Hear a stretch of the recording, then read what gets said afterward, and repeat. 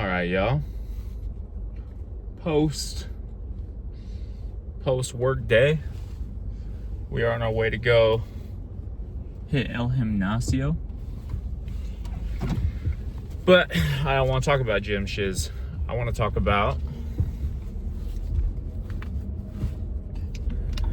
I don't know, the algorithm on the YouTubes has been feeding me the videos of, oh, I can't do a 9 to 5. I'd rather die than work a 9 to 5. A bunch of stuff like that. And obviously I'm watching them. That's why the algorithm keeps feeding them to me. Is this on? Yeah, it's on. So it's interesting because I don't know. I have somewhat of a different take on it, I guess. I don't villainize the 9 to 5. If anything, I view it as a stepping stone.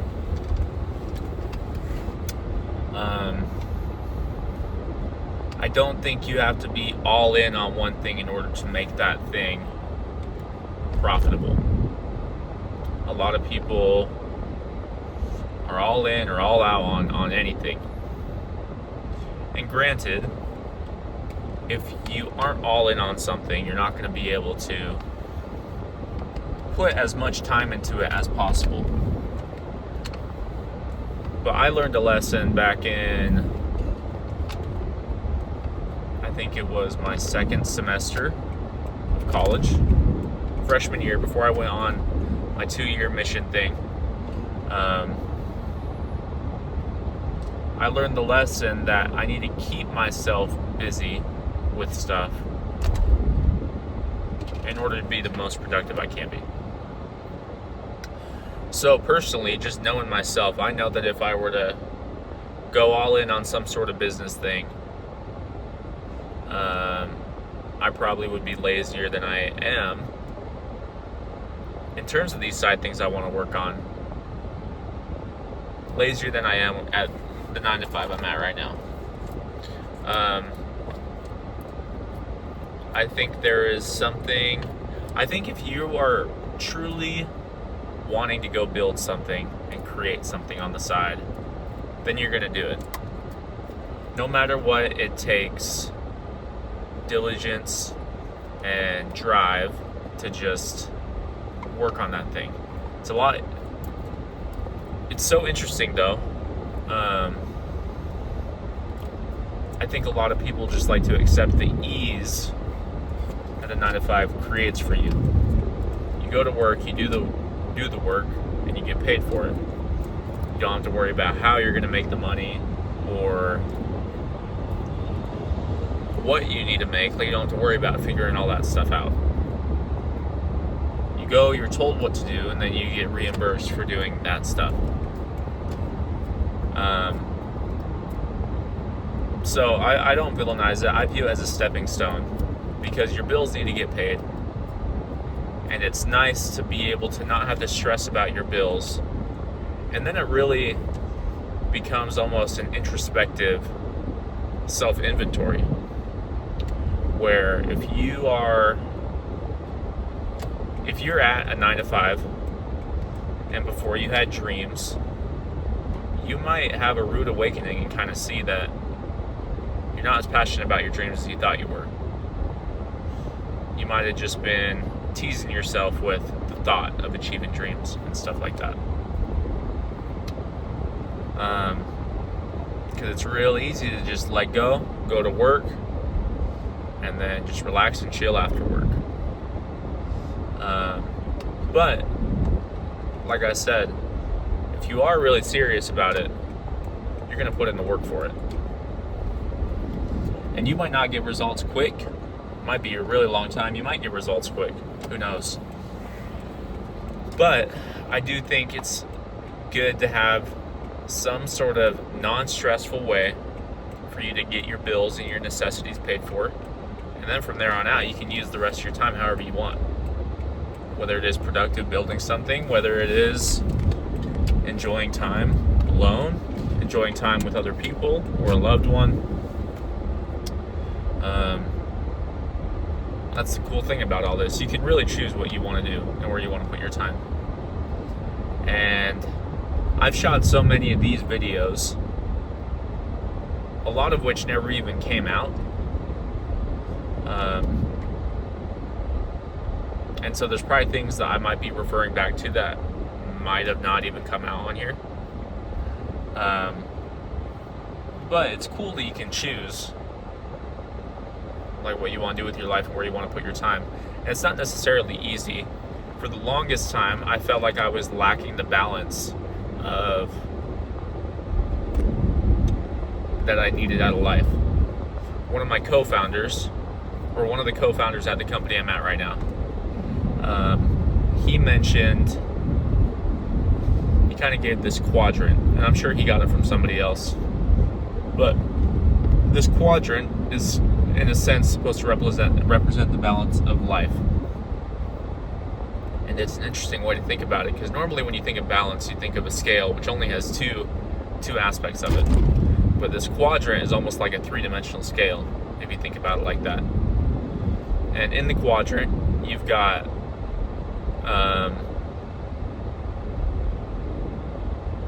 let me think. You've got like physical health, so your own physical health. You've got career. You've got relationships, like friends and family and significant others. And then you've got spiritual. And whether or not you are, well, I guess let's just start at the top left, so personal health. Well, the main gist I'm getting to is that it took me a while to find a place where I could balance all four of these and be okay with not being where I'm at, but knowing that I'm making the progress I need to get to where I want to be. And then just enjoying the journey, because you're sure of yourself and sure of your decisions. So physical health, obviously working out, being active, because you're not meant to be somebody that just sits and is sedentary all the time, basically just existing, doing work, playing video games, scrolling, watching TV, and hardly moving at all is very suboptimal for the human existence. So you've got that one. Then you've got career. If you feel like you are behind in your career, well, if any of these is out of whack at one point, it's going to make you feel kind of crappy. You're not going to feel great about yourself. But career-wise, you've got two aspects to it, and this goes back to the 9 to 5. You need something that allows you to fulfill your basic necessities of shelter, food, and sustenance, or sustenance is food, but basically shelter and food. And then the means to go about your daily life, your lifestyle per se. Then you've got relationships.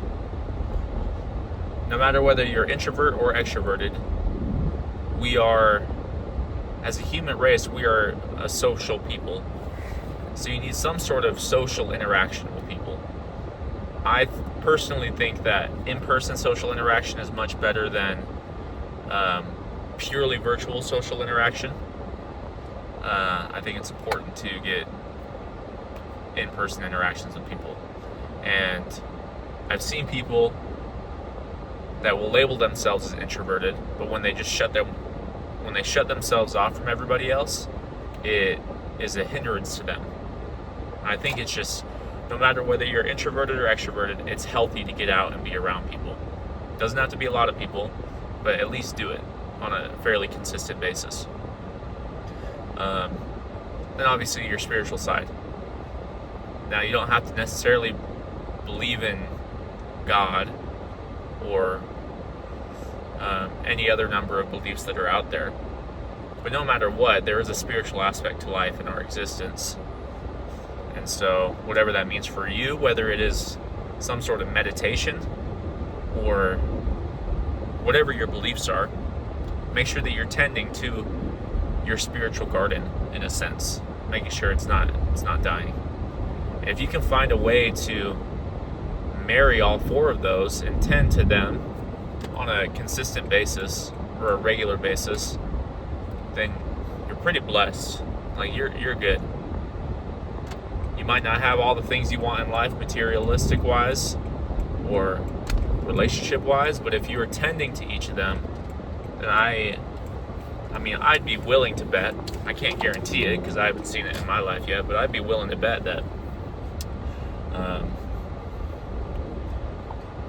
that you will eventually achieve more or less what you want within each of those aspects. So that's the first half. I'll finish out the second half after I'm done here at the gym. But yeah, I'll see you in a momentito. All right, we back. Post lift, had a good lift. Just another maintenance lift.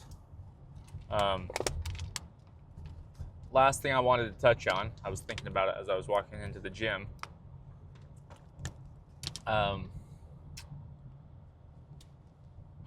What was it? Oh, a balance is just that, a balance. And the balance that you find at one season in life is not going to translate perfectly to all the other seasons of life you have.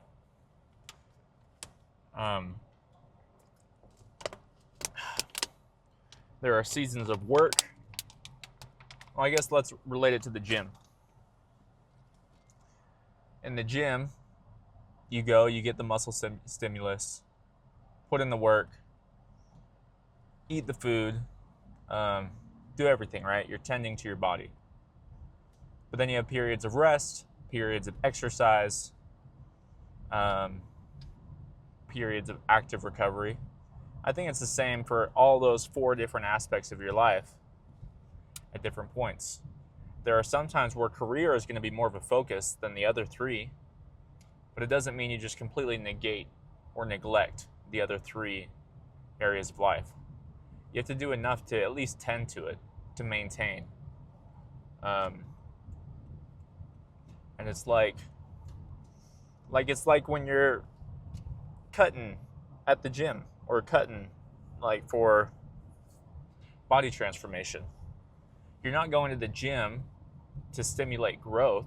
You're going to the gym to basically tell your body, hey, don't let go of this muscle. Like, we want to keep it.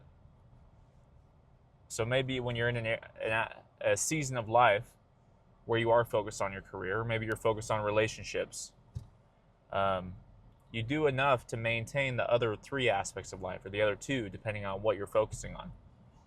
And it's not like there's a secret one rule fits all type thing. I think for a while in my past, I would be so focused on the secret recipe of something. Okay, if I do this, this, this, and this, I will get to where I want to be. But I think part of the joy of the journey is figuring out what works for you at different seasons of life. And the older you get, the better you get at figuring out new seasons, as long as you're living proactively. And so, yeah, I mean, that's the last thing. And one other analogy I thought of was like a garden. You don't have to be tending to a garden all the time, every day. You just have to tend to it enough to give nutrients to the plants, give water to the plants. And then as long as you're tending to them, maintaining them, doing maintenance, then they'll just kind of grow and bloom on their own. So I think that is a very important aspect of life, just mindfulness and being mindful about the four areas of life. So, well, I think that's it. It's time for me to move on and get the rest of my stuff for the day out of the way, and then hopefully tonight, if I can do everything in a timely manner, have a little bit of time to, I don't know, play some Blitz Royale or something. All right. Well, thanks for tuning in, guys. Hope y'all have a good day, and I will see you on the next one, which is hopefully tomorrow. Peace on out, everybody.